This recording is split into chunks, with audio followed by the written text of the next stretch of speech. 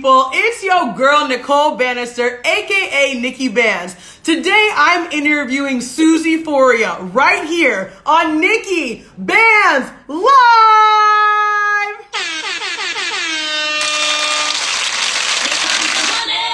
Here we go.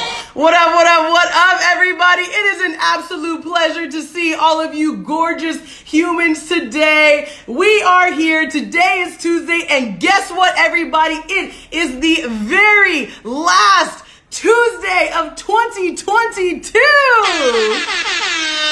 That is absolutely crazy. I cannot believe that the year is almost over. Like, how in the world has this even happened? That we are at the end of the year, the last Tuesday of the year. So you already know your girl Nikki Banz had to do it right and bring on an absolutely incredible and phenomenal human being, the one and only Suzy Fauria, one of my dearest friends on this planet, aka Wellness Dialogues. She is coming in hot today. She is a social worker. She is a healer. She is all of the things. And we are going to have an incredibly powerful session and talk for you all today, because we have to end the year right. All right. We have to end the year right. So thank you all for being here. This is Nikki Banz Live, your favorite interview series, coming to you every single Tuesday, where I am bringing you exclusive conversations and interviews with some of the most interesting, the most fascinating artists, entertainers, content creators,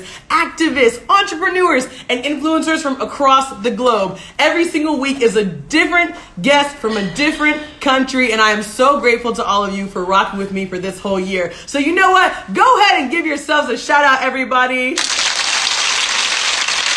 I am so stoked to have you all here. Everybody, I hope that you are reflecting. I hope that you are looking back at 2022 and saying, wow, what a year. I'm telling you, this was an absolutely incredible, interesting, dynamic year for so many people. Our first kind of real year that we had after the crazy COVID pandemic. Our first year where we're back at it, back in action. Here in South Africa at this time, we had a curfew a year ago.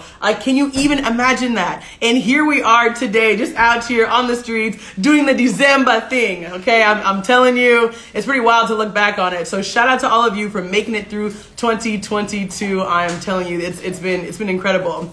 I see Anna, I see you, my girl. I see you saying you want that kind of introduction.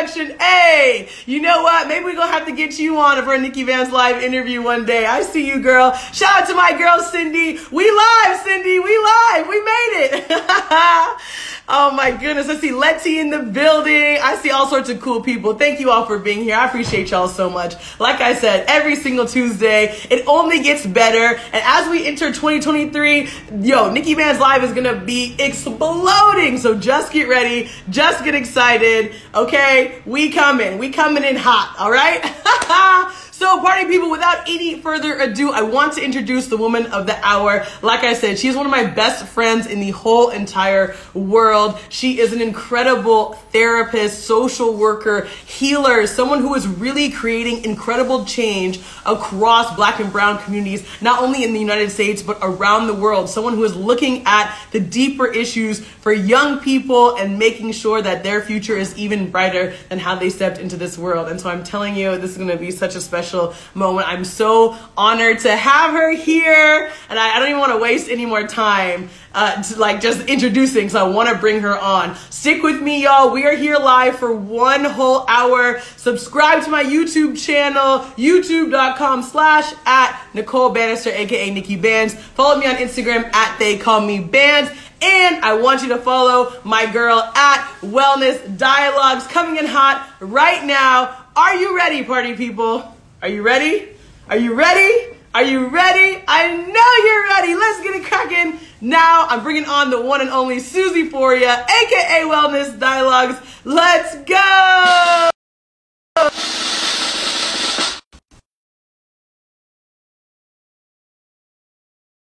Welcome, everyone. It's our time to shine.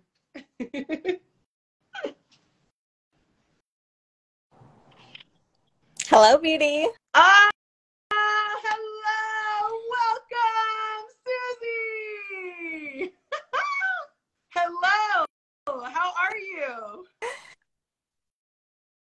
Oh my I'm God. so good. Thanks for Thank you having for me, my being here. love. I just feel like we're in my living room, just having a little chit chat with one another. I'm so excited too. You're such an absolute star, and truly, like, we've been talking about having you on NIKKI BANZ Live or doing some sort of collaboration for a long time. So for you to be able to close out the 2022 season of NIKKI BANZ Live interviews is truly just my greatest honor and pleasure. So thank you for being here, Suzy. Thank you for having me Oh on. my I'm just goodness excited gracious, to get started. of course. I feel like, I think you're in New York. Isn't it cold in New York? You're looking very summery right now, my girl. Okay, it's the hair. It's so cold. It was like 10 degrees yesterday. So this is the Okay, hold on to summer. Well, I'm here for cold. it. You're looking fabulous as always. I always like to start off every single episode of NIKKI BANZ Live by telling people how I know the guests who are on my show. And Suzy and I, despite both being from the United States, we actually met in South Africa during our Peace Corps service, which started back in 2013. And that's how we first met. I mean, technically we met in Pittsburgh like a day before we flew, but that's how we first met. And we've just been phenomenal friends ever since. I know. I was just thinking about that time in Philly when I was like eyeing everyone to see who my friends were going to be. It's even more funny because we definitely went a solid couple of weeks without even like really being close. Like we both kind of saw each other. We're like, oh, she looks cool, but we like hadn't made that little meet cute moment yet. Yeah, we had to like suss out a lot of people because our cohort was like what 32, yes, 38 or something crazy. Definitely something like that. And yes, so many people, but luckily we found each other, and here we are nearly 10 years later, still living our best lives.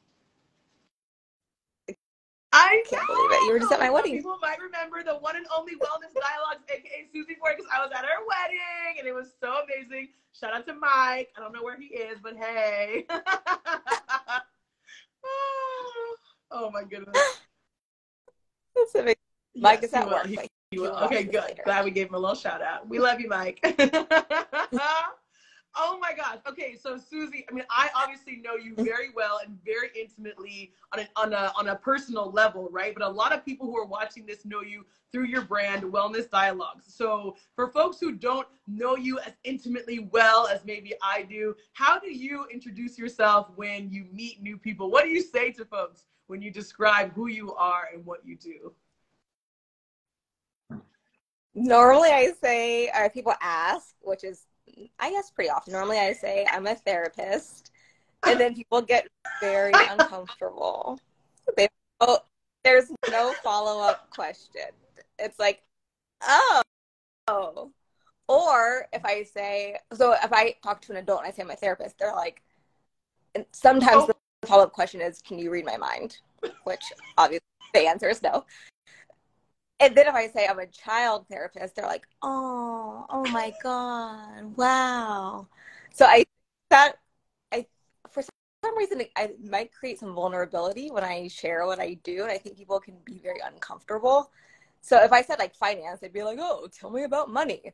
You know, they know where to go with that. But just therapy is so open-ended, and they're like, it's either like, can you fix me? Can you read my mind? Or I have nothing to say.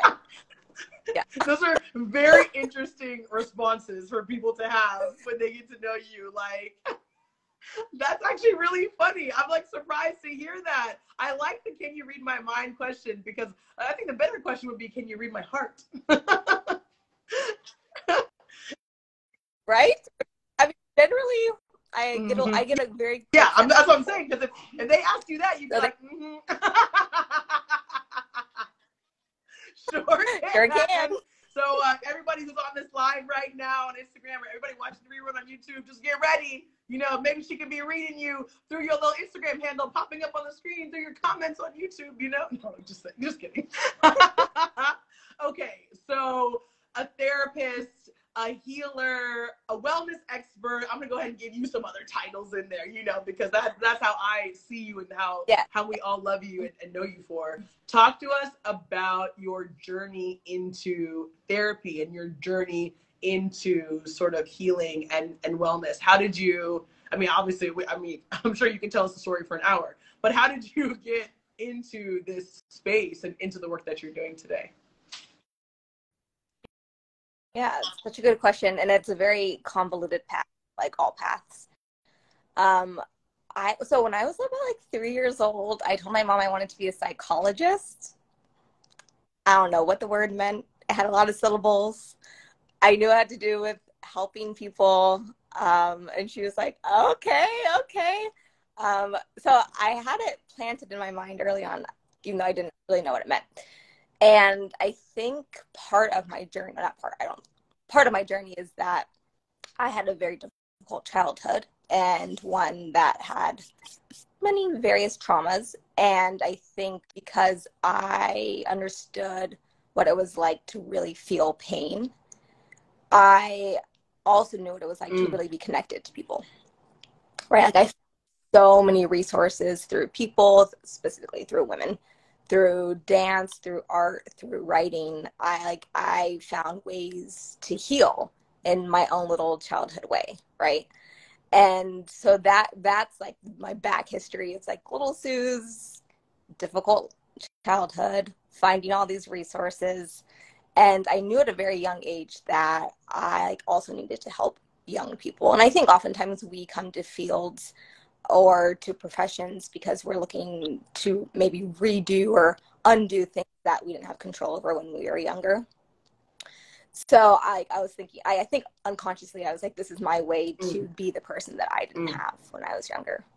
So I studied psychology in high school because I wanted to be a therapist. And then I thought, well, maybe I want to go into education. I knew I wanted to work with young people, so I thought maybe I'd go into education. And then I was in the Peace Corps with you, and we talked. And I had probably just like you, 75 students in that one tin shed. Yep.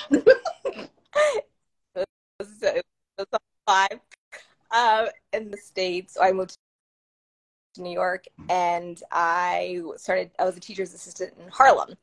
And in Harlem, my classroom was very small, maybe, I don't know, 18 students, but all the students had experienced so much trauma. And so what I realized through teaching was I was really doing trauma work. They each had like these individualized plans to help them get through the moment, to help them self-regulate. And so after that, I was like, you know what? I don't want to teach. I want to do this. And I had already applied to NYU, but I had deferred because I was like trying to figure out what I wanted. So anyways, I decided to go to NYU and study social work, which I diverted from psychology because I wanted to have more of a social justice lens, which psychology did not have. So anyways, I went to NYU, got my social work degree, started working with young people at a nonprofit. Now I work at a school and do private practice. So it's like the path is, of course, much more bumpy than that. Yes, and I'm so touched and grateful to hear you talk about sort of being that person for other young people, you know, who you didn't have when you were growing up, being that support system, being that person who was there to like listen and really be able to sort of share back experiences and say all these traumas, all these things that are happening to you that you're going through, you're not alone, and you do have support, and there are communities of people, you know, who can do that. And so I think it's really interesting to see your path, you know, from childhood, which you briefly, you know, explained and described, and then, you know, moving through college and through Peace Corps in South Africa, and then to New York and school. And then, you know, it's actually like really incredible. And it's just reminding folks that like your path is not linear, and your path can move in so many different directions until you find that true calling. And I think that's incredible that you were able to find that and now be able to harness it in like so many different ways, not only teaching in school, with your content creation, through wellness dialogues, with what you're doing in the private practice as well. Do you see other forms of outreach for the work that you do as a therapist in other ways? Like, are there books in your future? Are there other things in your future? Like what? Because I just think it's one of the beautiful things about you is that you are so diversified in the way that you share your practice and your love for people.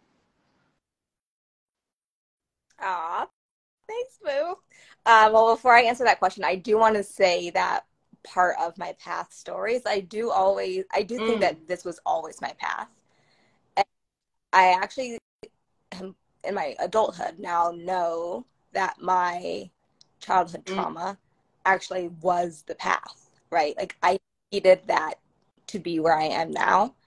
And I feel like this is my calling. It's what I'm meant to do. So it's so funny because like I didn't know at the time, but I was always on the path. Yes. You know, it wasn't like I think of like steps, like gotta do this and gotta do that and gotta do that. And I'm like, oh no, the path was always set and I just let it unfold. But I really truly feel like this was always meant to be the path. So that in itself feels like very grounding in my body to know that this is a path, and there will likely be many paths. But this one has been the one that's, I think, has always been meant for me. But to answer your question, so, well, a book, you know, I love to write, and I've gotten lots of, let's say, nudges from the universe and people to write a memoir. So I know for a fact at some point in my life, I'm going to write a memoir, 100%. That is a current struggle because I have to overcome lots of imposter syndrome. But yeah. So I think once my story is worthy of sharing, I have to move through this whole process in order to get there. But I think once I get there, I will write a book. I would also love to write, I can like visualize it, but I don't know what it would be called because it's not like a self-help book, but I want to write a book that's dedicated to like healing the body, being anti-racist.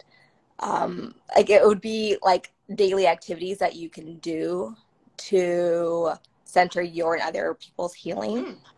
So I guess it is self-help, but prompts, journal prompts, meditations, movements, I guess a spiritual and healing guide for people to heal themselves and others.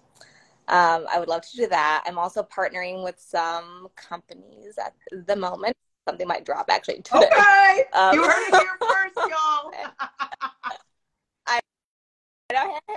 And I think what I'm most excited about is that I'm going to be trained in couples therapy this year. And EMDR, which is a different type of therapy modality. So I think I have lots on the horizon. You absolutely have lots on the horizon. And I love that we're talking about it here because, you know, I know that we're both big believers of manifesting and putting things out into the universe. And what you said about the path was always there. The path was always written and you're simply letting it unfold now. I think that's absolutely critical, and what beautiful sort of like foresight to have to say, you know, even though I'm struggling right now with imposter syndrome to write this book or to put it out there, I know that that is the path. And so I will get there when I get there in divine timing, right? And I just think that that's a really powerful reflection, especially from someone like you know, who is a therapist, who is helping people, prompting people, guiding people to live their most authentic lives, and young people, you know, in particular. So I'm really curious because, you know, I think for a lot of folks, you know, when you say, okay, I'm a therapist, or I'm working on books or guides or journals, you know, people don't really know sort of like what that looks like. So can you just talk to us a little bit about like what a day in the life looks like for you? Yeah, it's a lot of sitting and listening. My day, so I mean, my normal day, I have my full-time job, which is a school social worker. I'm basically the in-house therapist at a school here in New York City. And there I see probably about 5 students every single day, and they're on my caseload. So I see them once a week for 45 minutes. And I'll get into what sessions actually feel like. But so that is like the day job. And then I come home and I have private client sessions. So then I also do the same thing, but with adults. And so usually, I mean, every single person is so incredibly different, you know, so what we're working on is so different. Our goals vary vastly. But usually I would say, like, if I could summarize it, I think that therapy is really about returning to oneself, right? Before the trauma, before the harm, before the patterns, before the habits, and getting a sense of who we truly are, and not only getting a sense, but actually a felt sense to feel oneself. And many of us don't know what we feel like. Wow. Right? Like who we are. Right. Before all of it. Right. Like before capitalism, white supremacy, all of it. Like who are we? And so even if we can just have a little tiny taste of who we are, I think it's so incredibly powerful. So really working with all the parts of us that we've had to adapt and develop over time. I work on those parts of us so that we can harmonize them, so that we can actually be more in charge, right? That we can be the leader in our lives rather than having trauma. Hold up.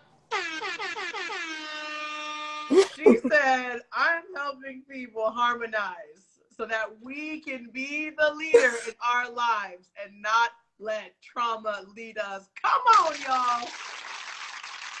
Okay, Suzy, you better go ahead, girl. I'm like, you are doing the Lord's work, my girl. And I want to ask you about this because you are very specific and very intentional about largely working with communities of color, people of color, and women of color. And that's an extra added layer of intentionality to the work that you do and reflecting on your own lived experience. Talk to us about why it's important for you to do this harmonization, to do this healing work, to help people of color and women of color return back to self. Why is that important to you? Well, it's absolutely the most important thing to me. One, because of accessibility, right? Like who has access to healing and therapy. And two, because all these systems of oppression live in the body, right? So folks who have intersectional identities, particularly women of color, trans women, trans men, their oppression or experiences of trauma are living inside of their bodies. So I feel particularly energized working with certain groups of people because I think that their trauma is more multi-layered, right? And also white folks have more access to therapy. So one, it's about access, and two, it's about who's most impacted. And how have your intersectional identities informed this work that you're doing today with these communities? Yeah, that's a great question. I feel like it's also such a complex question. And I think it's also complex because I am mixed race. So I identify as a woman, so I experience sexism, misogyny, of course. And then being mixed race is also complicated. Also having fair skin is complicated. So how does it inform my work? Well, I would say that, like, for me, I can understand, at least from my lens, what it's like to experience overlapping oppression, right? Intersectional identities. So I can understand how these systems of oppression intersect to create like multi-layers or multi-tiers of oppression, and how the healing work, can't heal one oppression without healing the other.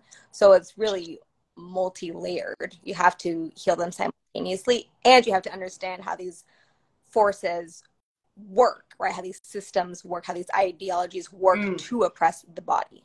And so I think that I stand not only from an intellectual level, but from a personal level, how these systems work to oppress the body, so I can approach it personally and also through theory.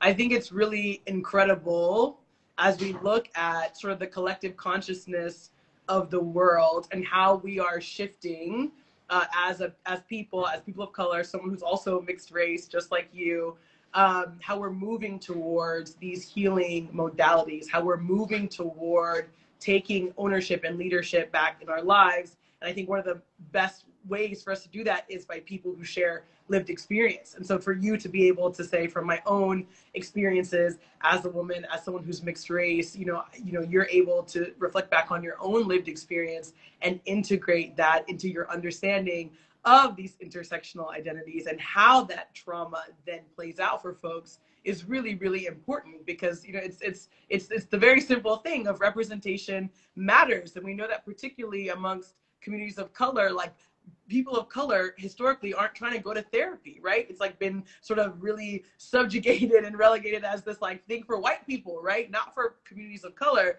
Yet here we are sitting with all of this trauma in our bodies and our souls, like you mentioned, from generations of harm and hurt that has come to our come through our community. I'm curious for you how you know, have you seen a shift as a therapist, as a woman of color? Have you seen a shift in how people of color are taking agency and ownership back of their own healing and wellness? Or do you feel like we still have like quite a long way to go? I have seen a shift, and I don't know, the shift is subtle, but I think that there's more language now, right? I think that so in awe of the younger generations, like the fact that we can even talk about our nervous system, what lives inside of us, intergenerational trauma, right? Epigenetics, the fact that we can talk about these things and give life to them through language, I think, I don't know, it helps us identify, or it gives us access to what might be happening, right? So I think one, there's language. Two, I do think that there is some destigmatization happening, especially in groups of color. So yeah, I think that even if it's not therapy itself, talking to a therapist, I think that there are other approaches and modalities, right? Even like resting, right? We have the NAP ministry talking about revolution through rest. Yes. Like, this is huge, right? Like what the body's, we have access to all these incredible books. We have like yoga, meditation. So I think that healing, like for me, I was like getting a little, I don't know. I was getting a little upset for a while because I felt like healing was like everything becoming so commodified. And I'm like, it's not like some cute thing that you don't even buy crystal, right? Right. Like crystals are cute. Not about buying crystals. It's about doing the work, it's about looking at oneself.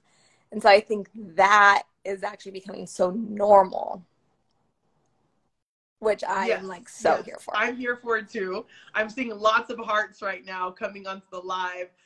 Yes, people, you heard it from Suzy, okay, aka Wellness Dialogue. You can't just be out here buying crystals and tarot cards, okay? It's actually about doing the work, okay? And I know we're sitting here laughing and joking about it, but really, like, you're absolutely right that there is this sort of like capitalization and commercialization of the wellness and healing industry. Like, and it's not, you know, it's not like, okay, cool, I went to a yoga class, okay, we out here. No, it's like, are you doing the internal work? Are you healing that inner child? Are you breaking generational cycles of trauma? Like, okay, yoga, just a yoga class every Friday night and go, got it, boo-boo, okay? So thank you for that reminder, Suzy. Well, yeah. Say that many ways in which we heal have been stolen already from Indigenous communities. And so I think that this is like how they're like so hot right now, just another example of colonizing therapy, right? And so I really want to move away from all of that, right? Like yes, yoga classes and crystals, all that's real cute, like I said, but like we got to return. We got to return to ourselves. That is so beautiful, Suzy. I'm so glad that you shared that with us. I see that my girl Cindy is on here saying you got to do the work.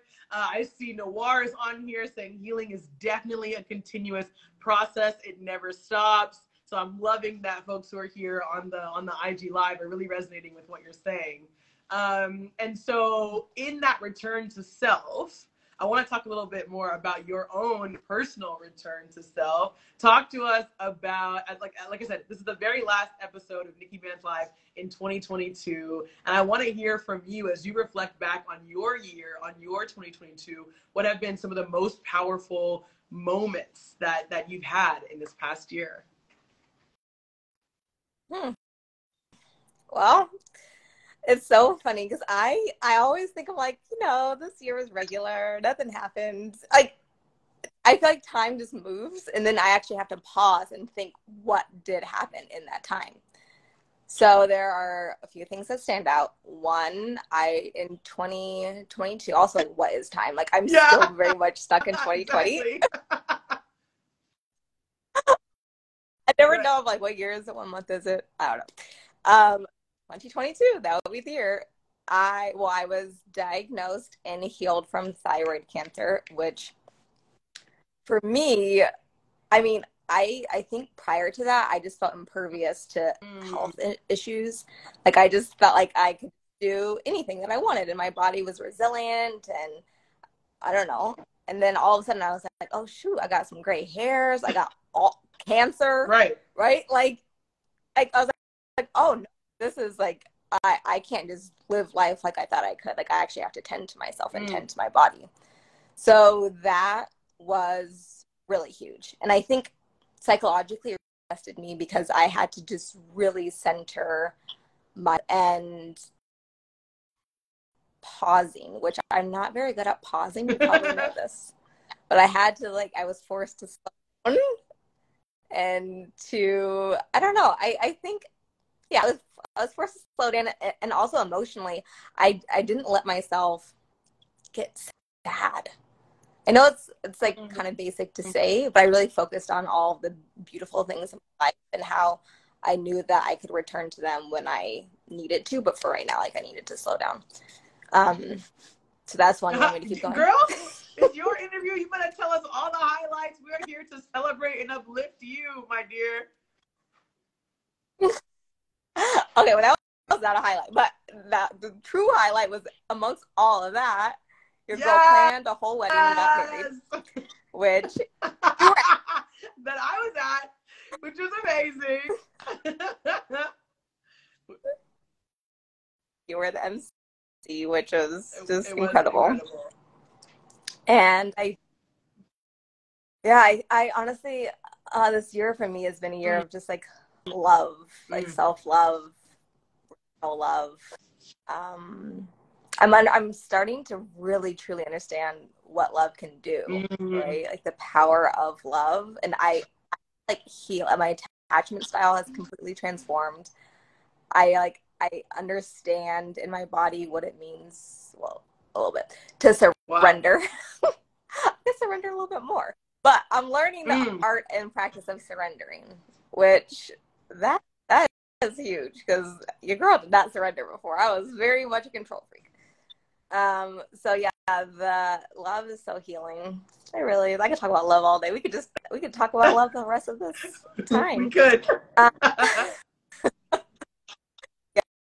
I would say the next main thing is joining a group practice to do private practice and working with adults, because I always worked with young people before.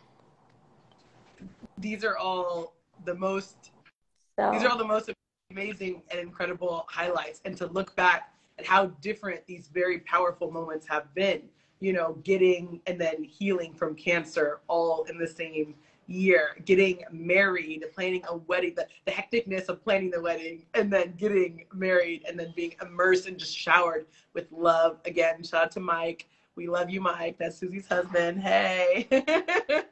And then also just looking at the private practice as well, expanding your professional practice to adults so that it's not just, you know, the young people and the next generation who have access to your gifts, but also to our generation and to those, you know, who came before us. And we're so proud of you and everything that you've been doing. And it's like, who knows what will come in 2023? You know, there's things that we can plan for and things that we're getting excited about, but the universe will just continue to put you in the right places at the right time so that 2023 just pops all the way off for you. And I think, you know, as we reflect on all the really powerful moments, it's also important.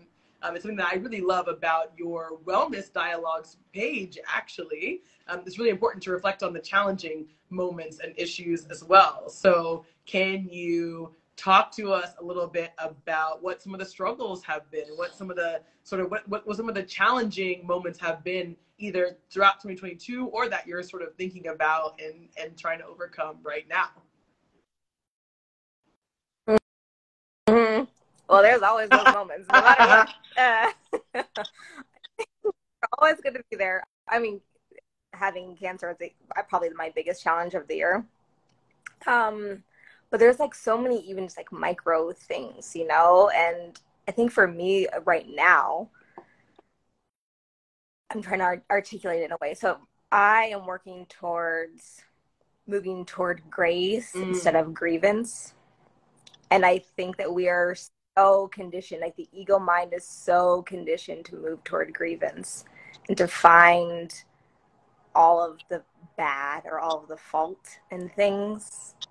And I'm really working. I think I had a really great practice probably in like, I don't know, 2020, 2021 of moving more towards grace. But again, it's a practice. And so that's what I'm working on now, because I can see how my mind works. You know, see how I have, like, in my life right now, this is what I've always wanted. This is like the person I dreamt of being. This is the job I've always wanted. And so my life is so full. And yet I think of like, what's next? What could I have more of? I don't think of what I can have more of. I want to be present to what I have and what I are and who I am. And so I think that for me is like, I've been really grappling with that because it causes so much tension inside of me of this, like, this need or want or yearning for something that lives outside of me when I need to just be present to what lives inside of me. And I think so anyways, my answer is I want to return to this practice of gratitude, of presence, recognition of all that I am, all that I have. Wow. Wow. I think your return to self is very evident when you sit here and say, like, you know yourself, you know that you're sitting here not giving yourself the grace that you deserve, and that you're actively working toward it. And that's the goal, right? When things come up, to acknowledge them and to recognize them, and then to be able to work through them, not skip past them or move around them, but actually through them. So for anyone else who maybe is struggling in the same way around giving themselves that grace, do you have any advice, any tips? What's working for you? Like, talk to the people, because we need to know. We need to follow in your footsteps. Okay, well, number one word is practice, right? That this is a continual thing. But I do think you have to want to change. You have to want to look at yourself. You have to be brave enough to look at yourself, because it can be pretty scary what you find, right? And what you unveil to yourself. So I think that there has to be a desire to go inward, to look inward. And there has to be patience in the practice, because it will ebb and flow like mine has. But I do think there's, like, for me, I really developed an art of slowing down. Like, I'm very hyper aware of my thoughts and my belief system, how my thoughts are related to my feelings, how my feelings are related to my behaviors. I'm hyper aware and I can track them pretty easily, like, throughout the day. So, but that takes a level of mindfulness, right? So I think if we can slow down and actually be mindful of what we're thinking and why we're thinking that and what power we're giving that thought, that can be huge. Because part of the problem is that we believe all of our thoughts. And, like, thoughts are just thoughts. They matter. And I really think I say that one more time, louder for those in the back. What? No, truly, the problem is that we believe all of our Suzy, thoughts. I'm telling you, I don't think I've ever thought about that before. I don't think I've ever heard anyone say that before. I'm like, can you, break that down for us? Like, what? I mean, a thought is literally a thought. It's like cognition in our brain. And oftentimes we believe the ones that are more negative or rooted in the Bible, right? And it can be hard for us to believe things that are maybe more rooted in truth, right? Or the idea that, like, I am enough, I am worthy, I'm a loving being. These are also ideas, also thoughts, but, like, why is it so much harder to believe exactly. That? Right? Like, we, like, so effortlessly believe every single thought, especially the negative ones, like you said, like, oh, I don't deserve this promotion. Oh, I don't. I can't have access to this thing. Like, you're right. You're 100% right.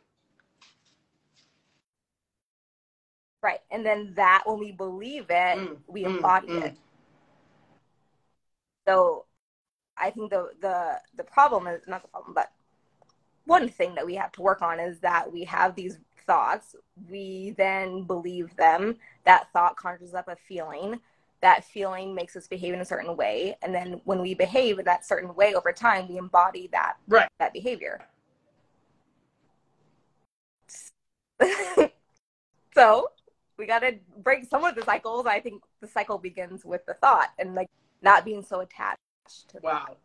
I'm really looking at folks in the chat. My girl Dana is on here, amazing film director from Dubai. She's saying, I believe those negative thoughts and I act on them too, with a sad face. Like literally exactly what you're saying. Dana is on here asking, teach us, Suzy, how do we change those thoughts? Mm-hmm.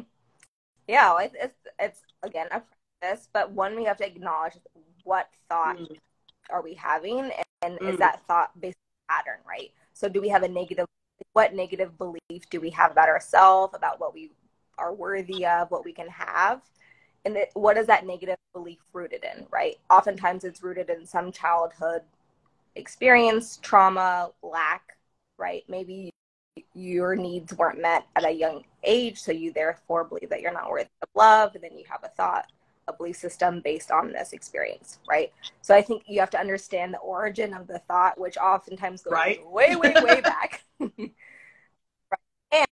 And so I think when we can identify the origin of the thought, then we can work to actually correct it ourselves.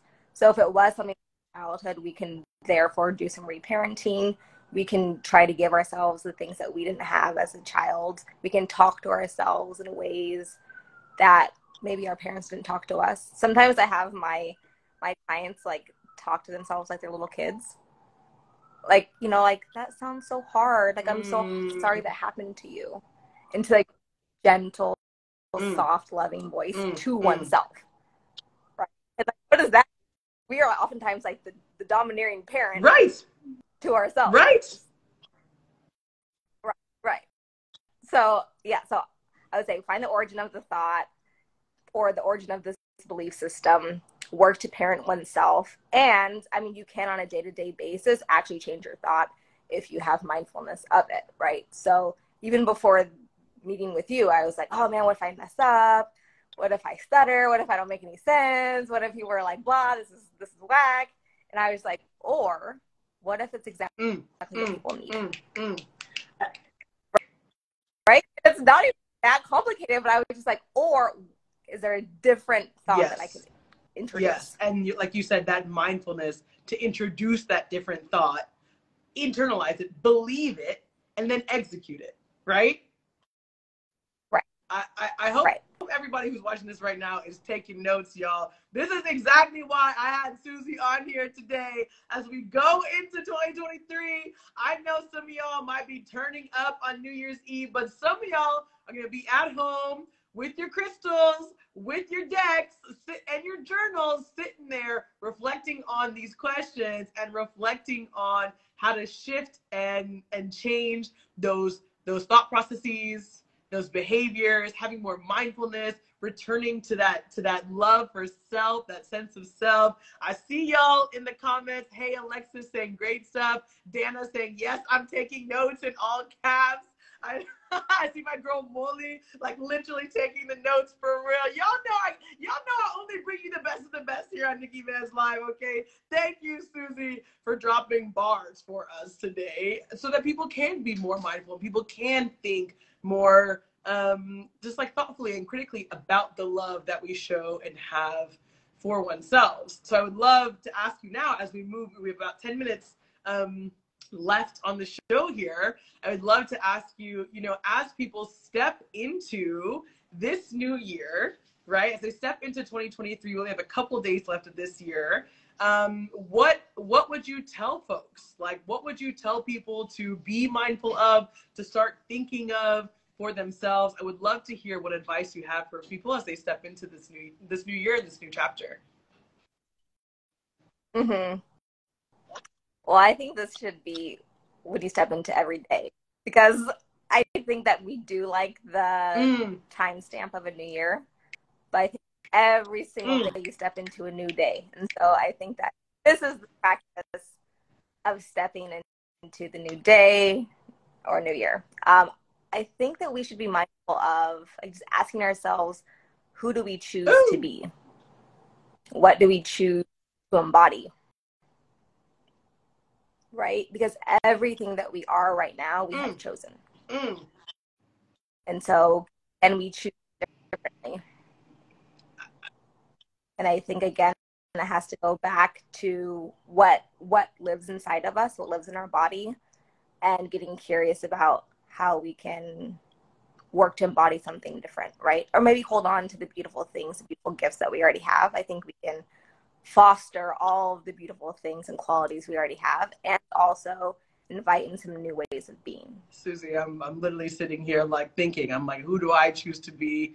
Not just on January 1, but tomorrow, immediately after this interview, next week, who do I choose to be? So let me throw that one over to you, baby girl, as you step into the new year. Who do you choose to be, Suzy? Oh gosh. I mean, every moment I really try my hardest to choose love, to choose presence, which is so hard. It really is so hard.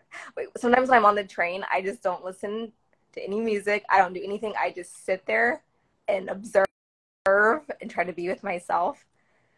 So I choose healing. I don't know. I choose knowledge. I'm like I want to read more books. I'm so excited to learn more. I think, and again, like what I was saying before, about always being the path, I also think that whoever I become and whatever I choose is just a continuation of that path, right?